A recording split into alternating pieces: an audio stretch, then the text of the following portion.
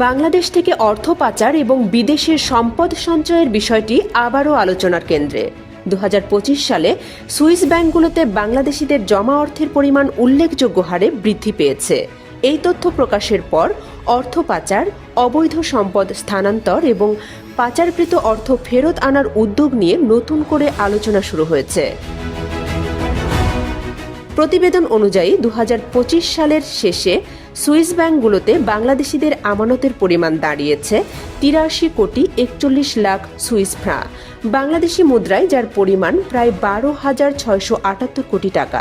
এক বছর আগেও এই অঙ্ক ছিল প্রায় 59 কোটি সুইস ফ্রাঁ, অর্থাৎ মাত্র এক বছরের ব্যবধানে আমানত বেড়েছে প্রায় 41%।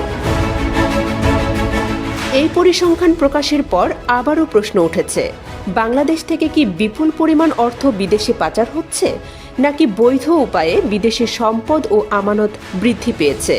বিশ্লেষকরা বলছেন, সুইস ব্যাংকে জমা অর্থের পরিমাণ বৃদ্ধি পাওয়া মানেই সব অর্থ অবৈধভাবে পাচার হয়েছে এমন সিদ্ধান্তে পৌঁছানো ঠিক হবে না। কারণ এসব আমানতের মধ্যে বৈধ ব্যবসা, বিনিয়োগ কিংবা প্রাতিষ্ঠানিক লেনদেনের অর্থ থাকতে পারে। তবে হঠাৎ করে এত বড় প্রবৃদ্ধি অর্থ পাচার এবং বিদেশের সম্পদ সঞ্চয়ের বিষয়ে নতুন করে প্রশ্নের জন্ম দিয়েছে। প্রতিবেদনে আরও দেখা যায়, দক্ষিণ এশিয়ার দেশগুলোর মধ্যে সুইস ব্যাংকে আমানতের দিক থেকে ভারত প্রথম এবং বাংলাদেশ দ্বিতীয় অবস্থানে রয়েছে। 2021 সালের পর 2025 সালেই বাংলাদেশিদের আমানত সর্বোচ্চ পর্যায়ে পৌঁছেছে। এদিকে পাচার হওয়া অর্থ দেশে ফিরিয়ে আনার প্রশ্নেও চলছে আলোচনা।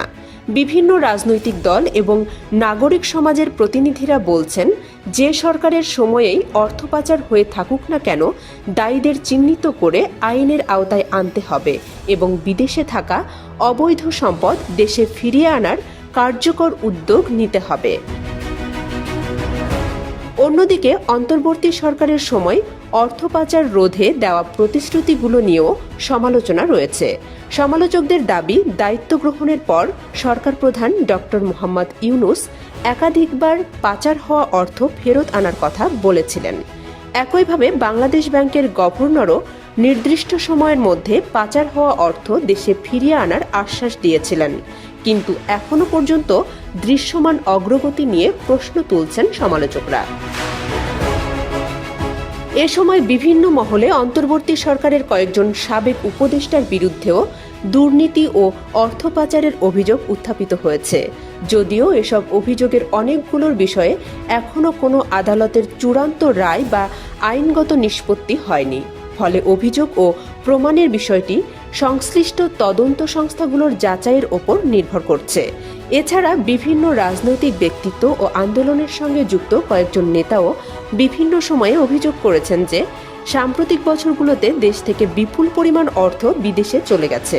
তবে এসব অভিযোগের সত্যতা যাচাইয়ের জন্য নিরপেক্ষ তদন্তের প্রয়োজন রয়েছে বলে মনে করছেন বিশেষজ্ঞরা।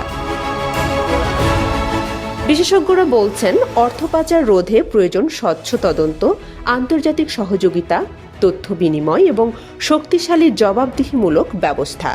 অতীত কিংবা বর্তমান, যে সময়ে অর্থ পাচার সংগঠিত হয়ে থাকুক না কেন, সব অভিযোগ নিরপেক্ষভাবে তদন্ত করে দায়ীদের বিরুদ্ধে ব্যবস্থা নেওয়াই হতে পারে দেশের অর্থনৈতিক নিরাপত্তা নিশ্চিত করার সবচেয়ে কার্যকর পথ।